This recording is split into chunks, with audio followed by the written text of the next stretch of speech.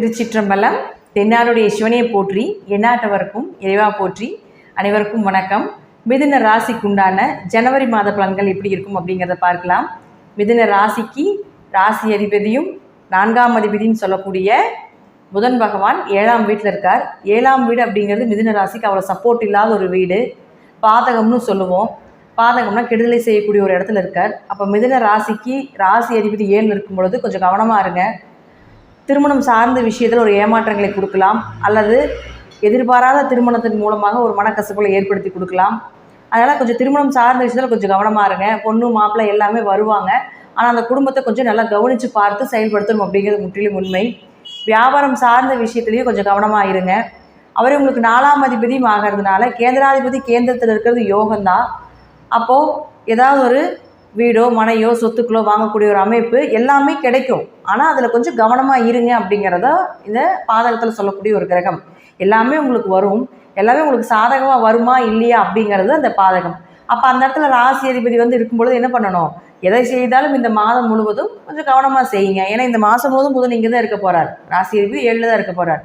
அப்போ இந்த மாதம் முழுவதும் கொஞ்சம் என்ன விஷயங்கள் கிடைச்சாலும், என்ன விஷயங்கள் உங்களுக்கு உங்கள் குடும்பத்தில் நடந்தாலும் சரி, எல்லாத்துலேயும் கொஞ்சம் கவனமாக இருந்து செயல்படுத்த வேண்டும் அப்படிங்கிறது தான் உண்மை. அடுத்து 3ஆம் அதிபதினு சொல்லக்கூடிய சூரியனும் பார்த்துட்டிங்கன்னா இதே இடத்துல தான் இருக்கார். 14ஆம் தேதிக்கு மேலே தான் உங்களுக்கு 8ஆம் வீட்டுக்கு வரப்போகிறார். அப்போ 14ஆம் தேதி வரைக்கும் 3ஆம் அதிபதி அப்படின்னு சொல்லக்கூடிய 7ஆம் வீட்டில் இருக்கும்பொழுது சகோதர ஒற்றுமையில் ஏதாவது ஒரு கருத்து வேறுபாடுகள் வரலாம். அவர்களுக்கு உங்களுக்கு ஏதாவது ஒரு பிரச்சனைகள் நடக்கலாம்.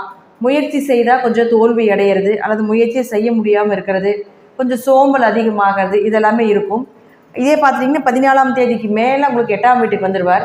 அப்போ 3ஆம் அதிபதி 8ஆம் வீட்டில் மறைந்தால் விபரீத ராஜயோகத்தை நிச்சயமாக ஏற்படுத்தி கொடுக்கும். இது என்ன அப்படின்னு பார்த்துட்டிங்கன்னா, கெட்டது செய்யக்கூடிய ஒரு கிரகம் 3ஆம் இடம். அந்த 3ஆம் இடத்து அதிபதினு சொல்லக்கூடிய சூரியன் 8ஆம் வீட்டில் போய் மறைஞ்சிட்றாரு. அப்போ கெட்டது செய்யக்கூடியவர் கெட்டு போயிட்டார்னு அர்த்தம். அப்போ கெடுதல் நடக்காத ஒரு காலகட்டங்களாக இந்த 14ஆம் தேதிக்கு மேல் நிச்சயமாக ஏற்படும். திடீர் பண வரவு, திடீர்னு ஏதாவது ஒரு விஷயத்தில் பணம் கொடுக்கல் வாங்கல வெளி ரொம்ப நாளாக நின்றுட்டுருக்கு, அதெல்லாம் வராமல் இருக்கிறதுன்னு நினச்சிட்டு இருந்தீங்களும் கூட இந்த காலகட்டங்களில் தான் கண்டிப்பாக வரவதற்குண்டான வாய்ப்புகள் உண்டு. 8ஆம் இடம் அப்படிங்கிறது மறைமுக பணம்னு சொல்லுவோம். அப்போது அது சார்ந்த ஏதாவது விஷயங்கள் இருக்கும்பொழுது நிச்சயமாக அது உங்களுக்கு சாதகமாக கிடைப்பதற்குண்டான வாய்ப்புகள் இதெல்லாமே கிடைக்கும். அடுத்து 5 மற்றும் 12ஆம் அதிபதினு சொல்லக்கூடிய சுக்கிர பகவான் பார்த்துட்டிங்கன்னா உங்களுக்கு ராசிக்கு 6ஆம் வீட்டில் இருக்கார். 5 கூடையவர் 6ஆம் வீட்டில் இருந்தால் குழந்தைங்களுக்கு ஏதாவது ஒரு மருத்துவ செலவுகள் வரும். அதே போல் பார்த்திங்கன்னா குழந்தைங்களுக்கு ஏதாவது ஒரு உடல் ரீதியாக மன ரீதியாக ஏதாவது ஒரு பிரச்சனைகள் ஏற்படுத்தி கொடுத்துட்டே இருக்கலாம் இந்த சுக்கிர பகவான். உங்களுக்கும் குடும்பத்துக்கும் கொஞ்சம் ஒற்றுமை குறைவு ஏற்படலாம். அது உங்களுக்கு 18ஆம் தேதி வரைக்கும் தான். இந்த 18ஆம் தேதிக்கு மேலே பார்த்துட்டிங்கன்னா உங்களுடைய 5ஆம் அதிபதினு சொல்லக்கூடியவர் 7ஆம் வீட்டுக்கு வந்துடுவார். அப்போ 5 கூடையவர் 7ஆம் வீட்டுக்கு வந்தால் நிச்சயமாக கணவன் மனைவி தேர்ந்தெடுப்பதில் ரொம்ப கவனமாக இருக்க வேண்டும். ஏன்னா 7ங்கிறது பாதகம்னு முதலே சொல்லிட்டேன் நான். அந்த இடத்துல தான் எல்லா கிரகங்களும் இந்த மிதுனத்துக்கு நிற்கிது. அப்போ கொஞ்சம் எல்லா விஷயத்தையும் கவனமாக இருங்க. அப்போ இந்த காலகட்டங்களில் 5ஆம் அதிபதி 7ஆம் வீட்டுக்கு வந்ததுன்னா குழந்தை சார்ந்த விஷயத்தில் கொஞ்சம் கவனமாக இருக்க வேண்டும். இப்போ குழந்தைகளுடைய ட்ரீட்மெண்ட்டுக்கு போக வேண்டாம். இப்போ ஏதாவது குழந்தைகளுக்காக ட்ரீட்மெண்ட் எடுத்துக்கிறோம் அப்படின்னு நினச்சிங்கன்னா இப்போ நல்ல மருத்துவர் கிடைக்க மாட்டாங்க, அல்லது அதிகமான விரைய செலவுகள் செய்யணும். செலவு செய்தாலும் உங்களுக்கு அது எப்படி இருக்குங்க, ஒரு நல்ல நிலை இல்லை அப்படிங்கிறத காட்டுது. அப்போ அவரே 12ஆம் அதிபதியும் ஆகிறதுனால அவர் 7ஆம் வீட்டுக்கு வருகிறார் இல்லைங்களா? அப்போ 12ஆம் அதிபதினு சொல்லக்கூடியவர் உங்களுக்கு ஏதாவது ஒரு வழிவகையில் விரயத்தை கொடுத்துக்கிட்டே இருப்பார், அமைப்பு உண்டு. அப்போ அது நீங்கள் திருமணம் சார்ந்த விஷயங்களாக இருக்கலாம், அல்லது குழந்தைகளுக்கு ஏதாவது சுபகாரியங்கள் செய்கிறதா இருக்கலாம். எதாக இருந்தாலும் ஒரு சுப விரயங்கள் நீங்கள் செய்யும் பொழுது அசுப விரயங்கள் குறையும் அப்படிங்கிறது முற்றிலும் உண்மை.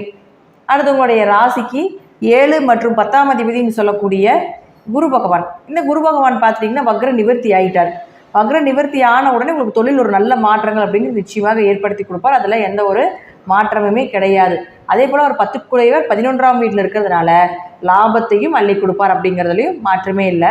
உடைய ஜாதத்தில் 6 மற்றும் 11ஆம் அதிபதினு சொல்லக்கூடிய செவ்வாய் பகவான் பார்த்துட்டிங்கன்னா 6ஆம் வீட்டிலே இருக்கார். 6 கூடையவர் 6ஆம் வீட்டில் இருந்தால் நல்ல வேலை கிடைக்கும். இந்த மாதம் முழுவதும் நீங்கள் ட்ரை பண்ணலாம். இந்த மாதம் முழுவதும் செவ்வாய் அங்கே தான் இருப்பார். நல்ல வேலை, நீங்கள் எதிர்பார்த்த வேலை கிடைப்பதற்குண்டான வாய்ப்புகளும் உண்டு. அதே போல் செவ்வாய் அப்படிங்கிறது கடன் நோய் வம்பு வழக்குகளை கொடுக்கக்கூடிய ஒரு கிரகமாக இருக்கிறதுனாலையும் கொஞ்சம் கவனமாக இருந்து செயல்படுத்த வேண்டும். இது சார்ந்த விஷயத்துலேயும் அர்த்தம்.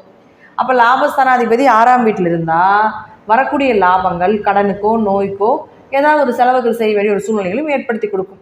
அதனால் பெருசாக ஒன்றும் நீங்கள் இந்த மாதம் பிளான் பண்ண வேண்டாம். இப்படி தான் இருக்கும் அப்படிங்கிறத தெரிஞ்சுக்கோங்க.